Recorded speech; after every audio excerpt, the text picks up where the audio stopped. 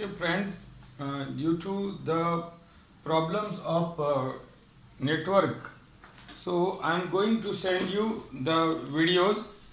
So now, exercise number 4.17.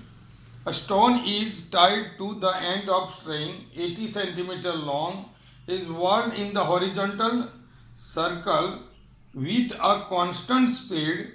If the stone makes 14 revolutions in 25 seconds, now what is the magnitude and direction of the acceleration of the stone? See here, beta.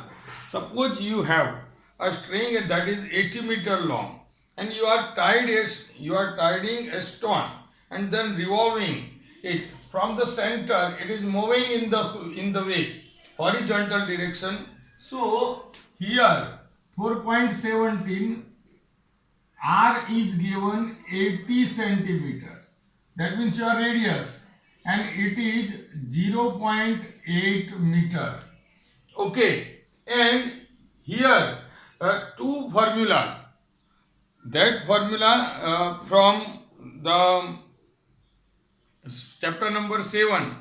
So please concentrate over that.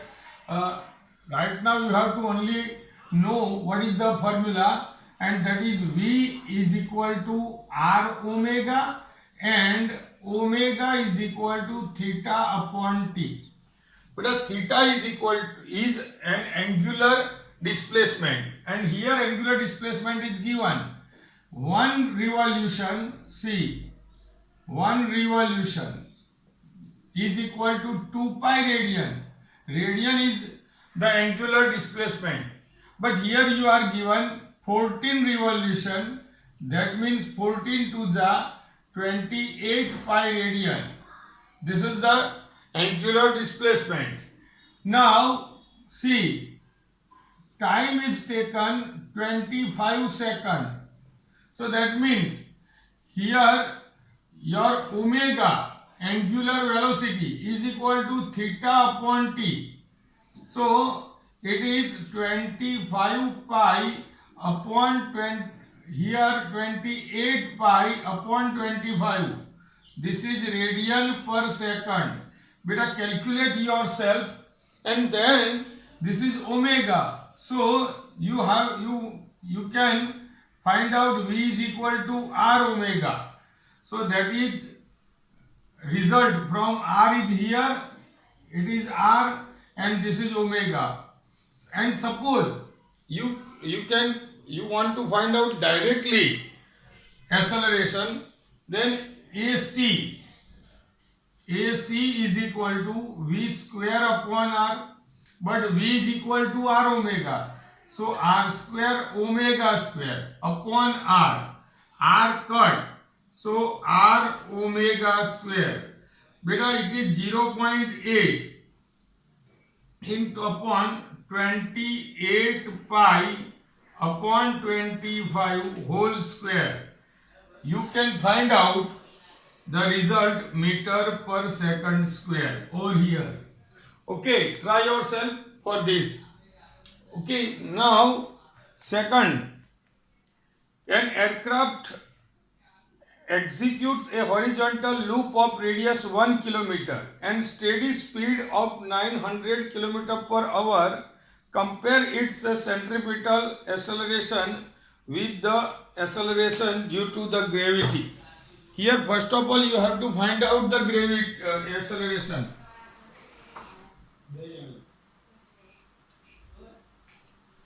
Acceleration, how will you find out? Right now you have here AC is equal to V square upon R. So 4.18. R is equal to 1 kilometer, and 1 kilometer, that is 1000 meter. Okay. Now for this 1000 meter, and you are given velocity 900 kilometer per hour. So beta, 900 into kilometer, that means 1000 meter, and hour 3600 second. 1 hour is equal to 3600. So this 9 4 and 4 25 250. So 250 meter per second. That is the velocity. So now you got the velocity, and now AC is V square upon R. What is V square? Is 250 into 250. You have 1000, that is your radius. So two zeros out, so 625 upon 10. So beta 62.5 meter per second square. Now you want to compare both. So AC upon G. AC is equal to 62.5. This is 9.8. So AC is equal to, here when divide by this value, you will get 6.377. This is 6.377. G will go that side. So it is AC, acceleration, is equal to 6.4 times of the gravity. So this is 4.18. Now I think now 4.90 is not to be done. 4.20 and 4.21 both are given as homework, and if you had not done, then call me, I will repeat it. Now 4.22, here you have 4.22 over here. See, I am reading the question. I and j are unit vectors along x and y axis respectively. What is the magnitude and direction of the vectors I plus j and I minus j? What are the component of a vector A 2i plus 3j along the direction of I plus j and I minus j? Okay, so here see, you have two. See, this is y axis, you know that, y dash, and this is x axis, x dash x. Now for first one, here I plus j, I is positive, j is positive, that means this is I, both are positive, this is first quadrant.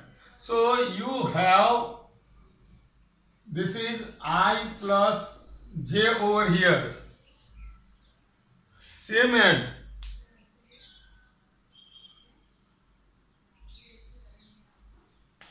theta angle, same as here alpha for I minus j. X is positive, y is negative, so you will get in this direction.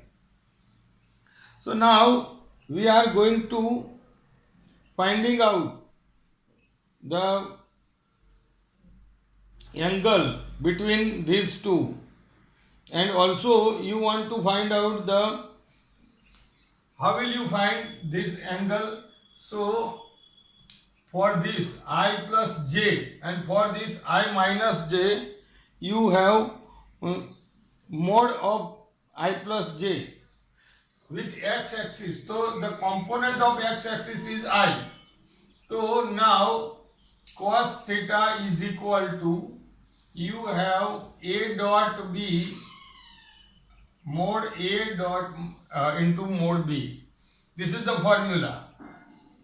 So now here you have first case I plus j, a is equal to I, this is your I plus j, and b is equal to, you want to find out the angle along the x axis. So this is I.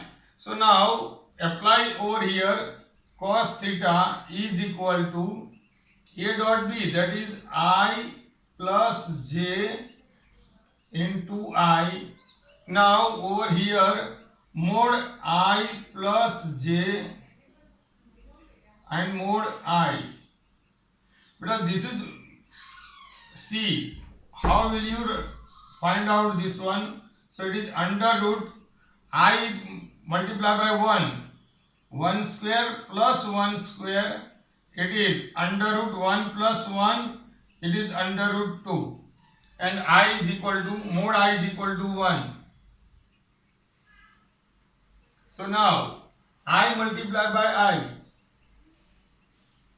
See here, cos theta is equal to I dot I plus j dot I upon under root 2 into 1. So I dot I is equal to 1, but this one is 0. So 1 upon root 2, it is cos theta. But 1 upon root 2 is equal to cos theta is equal to cos 45. So theta is equal to 45. You got this one. It is same as for the I minus j. See, second one for I minus j. So here mod I minus j is equal to under root 1 square plus minus 1 square, and that is under root 2.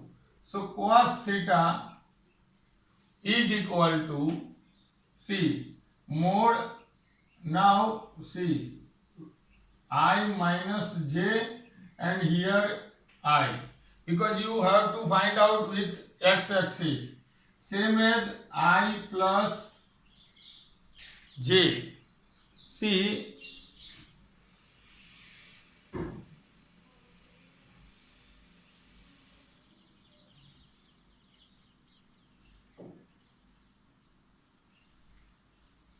and over here it is I. Again, it is I dot I minus j dot. See, same here it is negative sign. So you will get the 1 under root 2 cos theta. So theta is equal to 45. But here I is positive and minus j is negative. J is negative. So your alpha is in fourth quadrant. And if it is in fourth quadrant, so alpha is equal to the whole circle. See, whole circle is 360. Whole circle is 360. And you have to move back because your alpha is over here. So it's 360 minus 45. So you will get 315 degree. It is alpha. So now a small part of this question is remain, and one more sum is remaining there. So I will finish that both portion in next video, and that will be sent today only. Okay, so today I will finish the chapter, and then after I will start another one. Okay, either 5th or either 6th. Okay, thank you very much. Beta, please watch the video and also please send your fees to the school. It is very important. Thank you very much.